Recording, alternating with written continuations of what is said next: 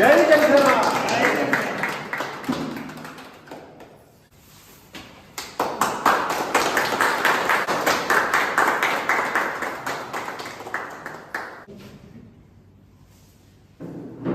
అందరికీ నమస్కారం. ఈరోజు మన శ్రీకాళహస్తి పట్టణంలో కొట్టి మధు అంకుల్ అందరికీ పరిచయస్తుడే.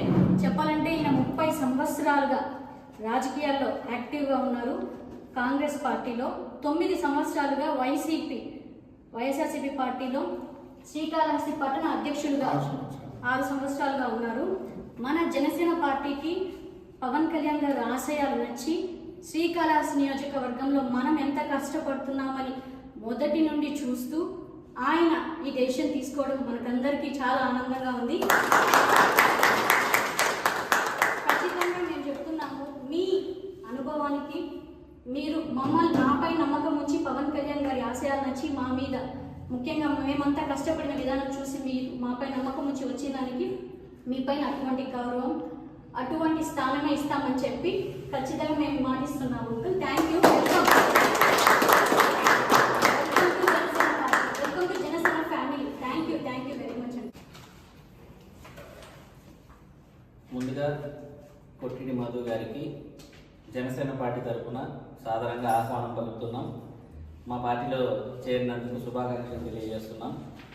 పవన్ కళ్యాణ్ గారి ఆశయాలు నచ్చి ఈరోజు జనసేన పార్టీ సిద్ధాంతాలు, పవన్ కళ్యాణ్ గారి ఆశయాలు నచ్చి జనసేన పార్టీలో మీలాంటి వాళ్ళు చేరడం శ్రీకాళహస్తి పట్టణంలో ముఖ్యంగా నియోజకవర్గ స్థాయిలో కొత్త ఉత్సాహాన్ని ఇస్తుందని మేము భావిస్తున్నాం.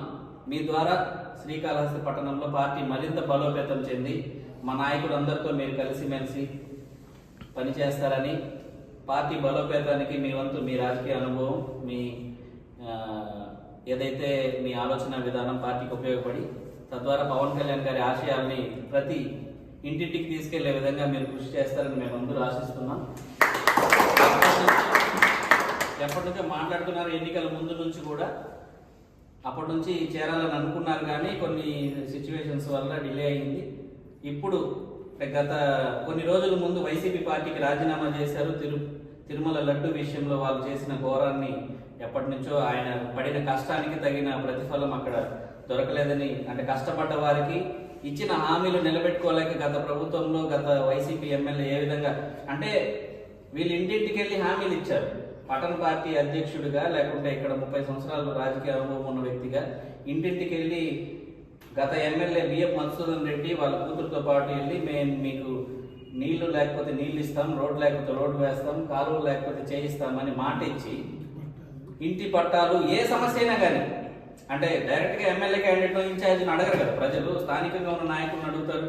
వీళ్ళెళ్ళి వీళ్ళ భుజాలపైన వాళ్ళని మోసి హామీలు ఇచ్చి అధికారం వచ్చిన తర్వాత ఇలాంటి వ్యక్తుల్ని పక్కన పెట్టి ప్రజలకు ఏమీ చేయకుండా దోచుకోవడమే ప్రథమ లక్ష్యంగా చేసిన ఆ ఎమ్మెల్యే పనితీరుని అవన్నీ వ్యతిరేకించి చివరగా మొన్న లడ్డు విషయంలో ఆయన నిర్ణయం తీసుకొని వైసీపీ పార్టీకి రాజీనామా చేశారు.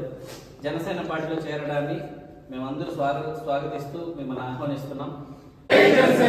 పవన్ కళ్యాణ్ గారి నాయకత్వం, కోటా వినూత గారి నాయకత్వం, కోటా చంద్రబాబు గారి నాయకత్వం.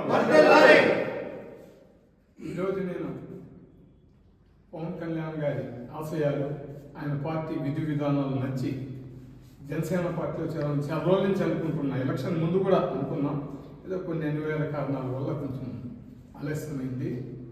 ముఖ్యంగా మన రాష్ట్రంలో పవన్ కళ్యాణ్ గారికి ఎంత నిజాయితీ, నిబద్ధత, ప్రజల పట్ల అవగాహన, ప్రజలకి నా వంతు సాయం చేయాలని ఆయన యొక్క విలాసవంతమైన జీవితాన్ని వదులుకొని రాజకీయాల్లో వచ్చి అనేక ఒడిదుడుకులు ఎదుర్కొని అవమానాలు, తల్లిని మాట్లాడారు, భార్యను మాట్లాడారు, పిల్లలను మాట్లాడారు, అన్ని సహించి ప్రజల కోసం నిలబడి ఈరోజు రాష్ట్రంలో పవన్ కళ్యాణ్ గారు అనేది ఏమో నిరూపించుకున్నారు.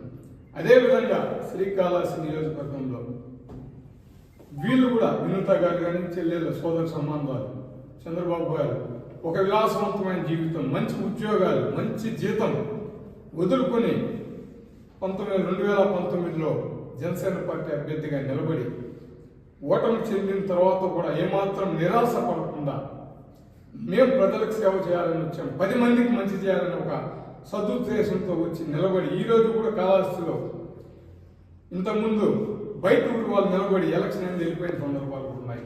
ఆ పేరు వచ్చిందని వీరు పట్టుదలతో ఈ రోజు వరకు కాళహస్తిలో ఉండి ప్రజలకు సేవ చేస్తూ అనేక అవమానాలు సేవ్ పవన్ కళ్యాణ్ గారు ఏ విధంగా రాష్ట్ర స్థాయిలో అనుభవించారో నియోజకవర్గ స్థాయిలో వీళ్ళపైన అక్రమ కేసులు, కుటుంబ సభ్యులపైన అక్రమ కేసులు, వ్యాపారాలను దెబ్బకొట్టినారు. అయినా సరే ఈరోజు నిలబడ్డారు. పవన్ కళ్యాణ్ గారిని చూసి ఎంత పార్టీలోకి రావాలనుకున్నాను దానికి 2 నింతలు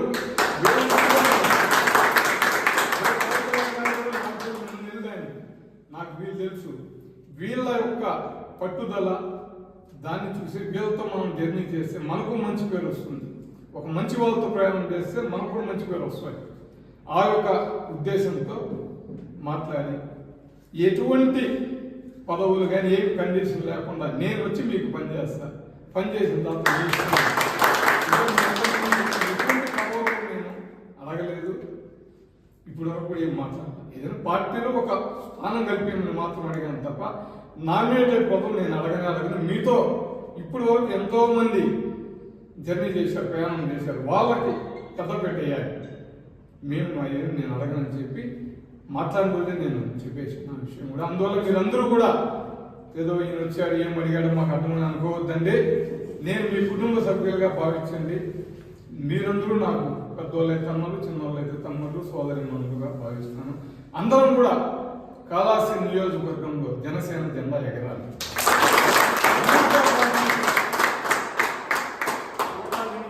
కోటా చంద్రబాబు గారిని ఉత్తమమైన స్థానంలో, ప్రథమ స్థానంలో మనం చూడాలి, చేయాలి. చెప్పచ్చు ఆ పేరు, కానీ కూటమిలో ఇప్పుడు చెప్తే దానివల్ల కొన్ని ఇబ్బందులు వాళ్ళకు వస్తాయి, మనకు రావు. వాళ్ళకి ఇబ్బందులు వస్తే మనకు వచ్చినట్టే. కావున అది మనం బయట మనం మాట్లాడుకుంటాం. వీళ్ళని ఉన్నతమైన స్థానంలో పెట్టేంత వరకు అందరం కూడా ఎటువంటి కష్టం నష్టాలని ఎదుర్కొని నిలబడి వాళ్ళని ఉన్నత స్థానంలో నిలబెట్టే మనందరికీ మంచి జరుగుతుంది. కాళహస్తి నియోజకవర్గ ప్రజలకు మంచి జరుగుతుంది. నియోజకవర్గ అభివృద్ధి చెందుతుంది.